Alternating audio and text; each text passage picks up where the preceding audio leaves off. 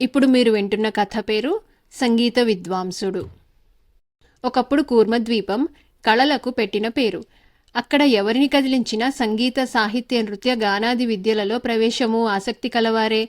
ఆ ద్వీపంలో శర్వకుడనే ఒక యువకుడుండేవాడు. అతను నృత్య, గాన కళలలో గొప్ప పాండిత్యం కలవాడు. అయితే అప్పటికే పేరు మోసిన విద్వాంసులెందరో ఆస్థానంలో ఉండటం చేత శర్వకుడికి రాజాదరణ లభించే అవకాశం లేకపోయింది. అతను కొంత కీర్తి, ధనము సంపాదించి పెళ్లి చేసుకుని ఒక ఇంటివాడవుదామనుకుంటే అందుకు తగిన అవకాశం కనిపించలేదు.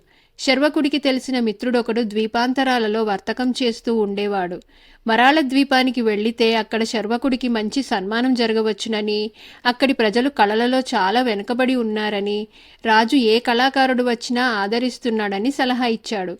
సలహా ఇవ్వటమే కాదు, మరాళ ద్వీపం మీదుగా వెళుతున్న వర్తక నౌకలో శర్వకుడిని ఎక్కించుకుని వెళ్లాడు.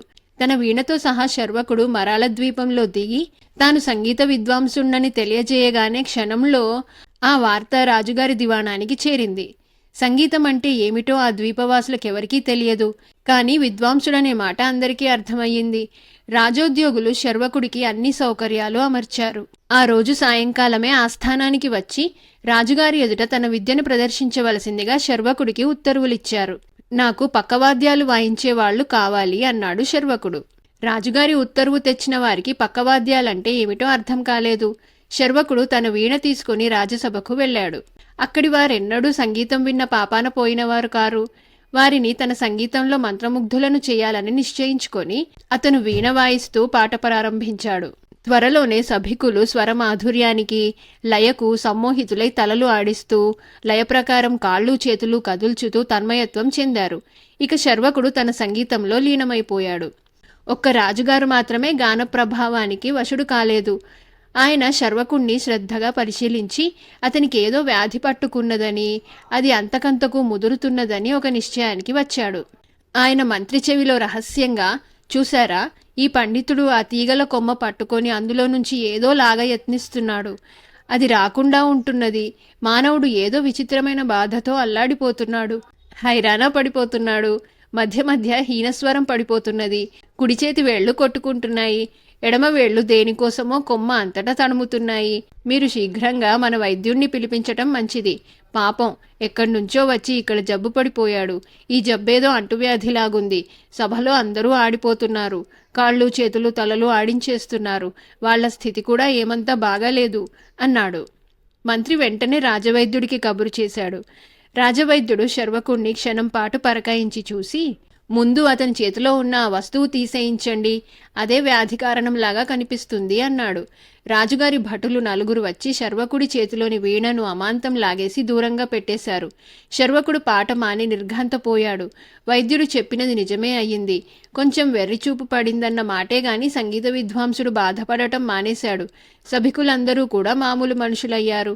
రాజవైద్యుడు శర్వకుణ్ణి అవతలికి తీసుకుపోయి అతని నెత్తిన ఏదో తైలం మర్దన చేయించి నిద్రపట్టడానికి ఔషధం తాగించాడు.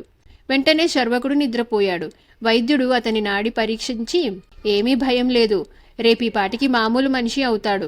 కానీ ఆ తీగల కొమ్మ ప్రమాదకరమైనది, దాన్ని సముద్రంలో పారేయించండి అని రాజుతో చెప్పాడు. శర్వకుడి వీణ కొరకు అంతటా వెతికారు. అది కనిపించలేదు. కానీ శర్వకుడు పాడుతూ ఉండిన పాటే అంతఃపురంలో నుంచి వినవచ్చింది. రాజుగారు కంగారుపడి అంతఃపురానికి వెళ్లి చూసేసరికి రాజకుమార్తె రమామణి వీణ వాయిస్తూ పాట పాడుతున్నది. ఆమె ఏకసంతాగ్రాహి. చాలాసేపు శర్వకుడిని గమనించి అతను వాయించే పద్ధతి, పాడే పాట పట్టుకున్నది. అమ్మాయి, దాన్ని వెంటనే అవతల పారేయి, దానివల్ల వ్యాధి వస్తుందని వైద్యుడు చెప్పాడు అన్నాడు రాజు. లేదు నాన్నగారు, మీరు పొరపడుతున్నారు. ఇదే సంగీతం. మీరు సంగీతాన్ని చెవులతో వినాలి గాని కళ్ళతో మాత్రమే చూడరాదు. ఈ పండితుడి వద్ద నేను సంగీత విద్య అభ్యసిస్తాను. నాట్య విద్య కూడా తెలుసునేమో కనుక్కోండి అన్నది రాజకుమార్తె. ఆమె ఇలా అడగటానికి కారణమేమంటే, కొద్ది కాలం క్రిందట ప్రవాళ ద్వీపపు యువరాజు కన్యాన్వేషణ చేస్తూ వచ్చి రమామణిని చూసి తృప్తిపడి కూడా ఆమెకు సంగీతము నాట్యము రావని తెలిసి అసంతృప్తి చెంది వెళ్ళిపోయాడు. శర్వకుడు నిద్రలేచాక అడిగితే తనకు సంగీత నాట్య విద్యలు రెండూ వచ్చునన్నాడు. రాజుగారు జరిగిన పొరపాటుకు క్షమాపణ చెప్పుకొని మంచి జీతం మీద అతన్ని తమ కుమార్తెకు గురువుగా నియమించాడు. 6 మాసాలలో రమామణి చురుకైన పిల్ల గనక సంగీత నృత్యాలు రెండింటిలోనూ ప్రవీణురాలయ్యింది. ప్రవాళ ద్వీపపు యువరాజును పిలిపించి అతని ఎదుట రమామణి విద్వత్తు ప్రదర్శింపజేశాడు. అతను పరమానంద భరితుడై ఆమెను పెళ్లాడతానన్నాడు. వారి పెళ్లికి శర్వకుడు ఘనంగా గురుకట్నం పొందాడు. ఆ తర్వాత అతను స్వదేశానికి వెళ్ళిపోదామనుకున్నాడు. కానీ మరాళరాజు వెళ్లనివ్వక అతన్ని తన ఆస్థాన విద్వాంసుడుగా పెట్టుకొని తన రాజ్యంలో కోరిన వారందరూ నృత్యగానాలు నేర్చుకునే సదుపాయం కలిగించాడు.